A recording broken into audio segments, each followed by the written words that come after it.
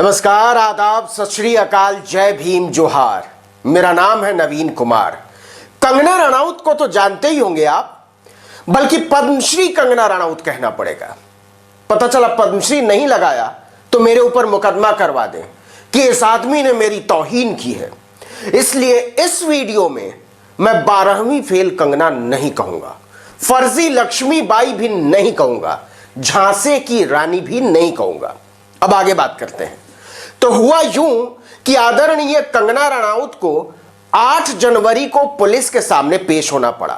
उन्होंने कई बार मुंबई पुलिस के सम्मान को पतंग बनाकर उड़ाया, कभी शादी के नाम पर, कभी बीमारी के नाम पर, कभी त्योहारी के नाम पर।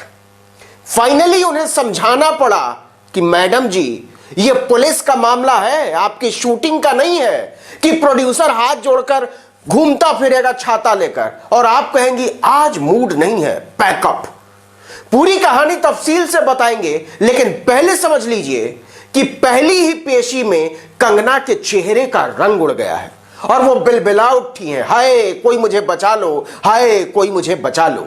जब से मैंने देश के हित में बात की है, जिस तरह से मुझ पे अत्याचार किए जा रहे हैं, मेरा शोषण किया जा रहा है, वो सारा देश देख रहा है। शास्त्रों में इसी को मासूमियत कहा गया है, अंग्रेज इसको इनोसेंस कहते हैं। आपने देश हित की बात नहीं की है पद्मश्री कंगना जी, देश तोड़ने की बात की है। और ऐसा भी नहीं है कि मामला पुलिस ने अपने मन से दर्ज कर लिया है, बाकायदा कोर्ट की दखल के बाद किया है। अब कोर्ट कचहरी का मामला तो ऐसा ही होता है मैडम जी। आगे की कहानी कुछ यूं है कि सीआरपीएफ के जवानों की भारी सुरक्षा में कंगना जी अपनी बहन रंगोली के साथ बांद्रा पुलिस चौकी पहुंची थी। अकड़कर गाड़ी से उतरी थी, सोच रही थी कि जब वो पुलिस थाने पहुंचेंगी तो एक पुलिस वाला गुलदस्ता लिए खड़ा होगा, दूसरा छतरी लिए खड़ा मिलेगा, तीसरा केक लिए हुए खड़ा मिलेगा और पूरा थाना सेल्फी के लिए टूट पड़ेगा। लेकिन वहां पहुंचने के बाद मैडम से जांच अधिकारी ने पहला सवाल पूछा, नाम क्या है? बोली कंगना। दूसरा सवाल, पूरा नाम? कंगना रनौत। इसके बाद कंगना बिलख उठी, पिता का नाम बताओ, गांव का नाम बताओ, स्थायी पता बताओ, पत्राचार का पता बताओ, पढ़ाई लिखाई कितनी। यहां से शुरुआत हुई। पढ़ाई लिखाई वाले सवाल पर अति विद्वान कंगना का चेहरा मुरझा गया था। पद्मश्री और नेशनल अवार्ड विनर से कोई ऐसे जलील बात करता है क्या? पुलिस वाले ने कहा, पूछना पड़ता है मैडम। कंगना की तड़प देखने लायक थी। मुझे चौकी पे जाके, पुलिस स्टेशन पे जाके जो है वो हाजिरी लगानी पड़ेगी। मुझे कोई बता नहीं रहा है कि किस तरह की ये हाजिरी है। ऐसी ही मासूमियतों पर तो प्रोड्यूसर डायरेक्टर मर मिटा करते होंगे। वो तो बाद में पता चला कि मैडम जी सर्टिफिकेट वितरण की एजेंसी भी चलाती हैं। कौन देशद्रोही है, कौन दंगाई है, कौन देशभक्त है, कौन गिद्ध है, कौन तोता है, कौन बी ग्रेड एक्टर है, कौन सी ग्रेड एक्टर है। और इस चक्कर में मैडम भूल गई कि वो खुद कितने पानी में डूबी हुई हैं। लेकिन हम बताते हैं। बांद्रा पुलिस ने अक्टूबर महीने में 2020 में कंगना और रंगोली के खिलाफ कास्टिंग डायरेक्टर और फिटनेस ट्रेनर मुनव्वर अली सैयद की शिकायत पर मामला दर्ज किया था। दोनों बहनों पर सोशल मीडिया के जरिए सांप्रदायिक अस्थिरता और नफरत फैलाने की कोशिश करने का आरोप है। अब जरा धाराएं भी सुन लीजिएगा ठीक से। भारतीय दंड संहिता की धारा 153A यानी अलग अलग धार्मिक जातीय समूहों में द्वेष को बढ़ावा देना, धारा 295 यानी जानबूझकर धार्मिक भावनाओं को भड़काना, धारा 124A यानी देशद्रोह और धारा 34 यानी समान इरादे से किसी अपराध को अंजाम देना। ये सारे आरोप अब पद्मश्री कंगना रनौत के बायोडाटा के साथ नत्थी हैं। इसके पहले मुंबई पुलिस ने 3 बार नोटिस जारी करके पुलिस के सामने हाजिर होने के लिए कहा था, लेकिन मैडम ने हर बार उन्हें हवा में उड़ा दिया। फिर पुलिस ने समझाया कि यही हाल रहा तो घर से उठा कर लाना पड़ेगा। तो चौथे सम्मन पर भागी भागी अपनी बहन रंगोली के साथ थाने पहुंची। दारोगा जी, हम आ गए। और जब बाहर निकली तो बोली, इतना जुल्म हुआ कि पूछो मत। जैसे पुलिस की पूछताछ में नहीं, किटी पार्टी में पहुंची हूं।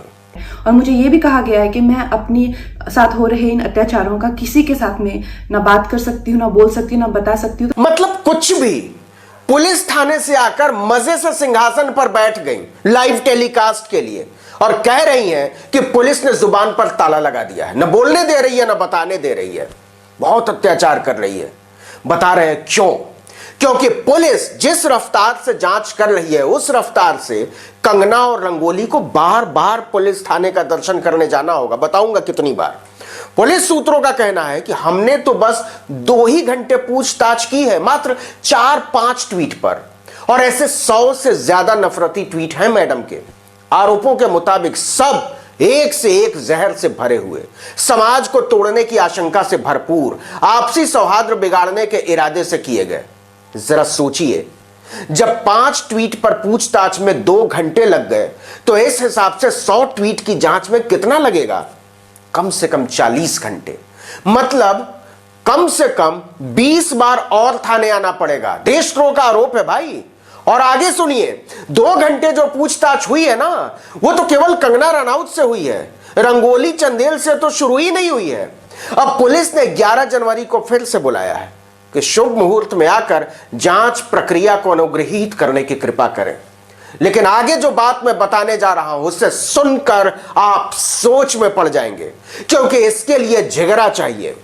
पहले तो पद्मश्री कंगना रनौत केवल प्रियंका चोपड़ा से ही सवाल करती थी, स्वरा भास्कर से सवाल पूछती थी, किसानों और बेरोजगारों से ही सवाल करती थी। उनकी हिम्मत इतनी बढ़ गई है कि अब वो देश की सबसे ऊंची अदालत से ही सवाल पूछने लगी हैं, सीधे सुप्रीम कोर्ट से। ऑनरेबल सुप्रीम कोर्ट से भी पूछना चाहती हूँ कि ये क्या मिडिवल एज है जहां पे औरतों को जिंदा जलाया जाता है, वो किसी से कुछ बोल भी नहीं सकती, बात भी नहीं कर सकती। हद है। पहली ही पेशी में कंगना रनौत ने सुप्रीम कोर्ट से सवाल पूछ लिया कि जवाब दीजिए जज साहब। दूसरी, तीसरी, चौथी पेशी में तो पता नहीं क्या क्या करेंगी। इस तरह के अत्याचार सारी दुनिया के सामने हो रहे हैं। मैं लोगों से यही कहना चाह रही हूँ जो आज ये तमाशा देख रहे हैं, उनसे यही कहना चाह रही हूँ कि जिस तरह के खून के आंसू 1000 साल की गुलामी में सहे हैं वो फिर से सहने पड़ेंगे अगर राष्ट्रवादी आवाजों को चुप करा दिया गया। राष्ट्रवादी आवाजें नहीं कंगना जी, आरोप पत्र के मुताबिक देशद्रोही आवाजें कहिए। देश को तोड़ने की साजिश रचने का आरोप है आपके ऊपर। दुनिया को बरगलाना बंद कीजिए, जांच को तमाशा मत बनाइए, अदालत पर भरोसा रखिए। कहीं ऐसा तो नहीं कि आप झांसी की रानी के रोल से बाहर ही नहीं निकल पा रही हैं। कोशिश कीजिए, नहीं तो आगे और तकलीफ होगी। इस वीडियो में इतना ही, लेकिन अगर आपने अब तक आर्टिकल 19 इंडिया को सब्सक्राइब नहीं किया तो फौरन कर लीजिए, बेल आइकॉन दबाइए, घंटी जैसी एक छोटी सी आकृति लाइक कीजिए और कमेंट करके बताइए हमारा वीडियो आपको कैसा लगा। और अपने दोस्तों, परिचितों, रिश्तेदारों, समूहों में व्हाट्सएप, इंस्टाग्राम, फेसबुक, ट्विटर पर हमारे वीडियो लिंक्स को शेयर कीजिए, साझा कीजिए और हमारे फेसबुक पेज आर्टिकल 19 इंडिया को लाइक और फॉलो करना मत भूलिएगा। वीडियो को तो लाइक कीजिए ही कीजिए, हमारे पेज को भी लाइक कीजिए। नमस्कार।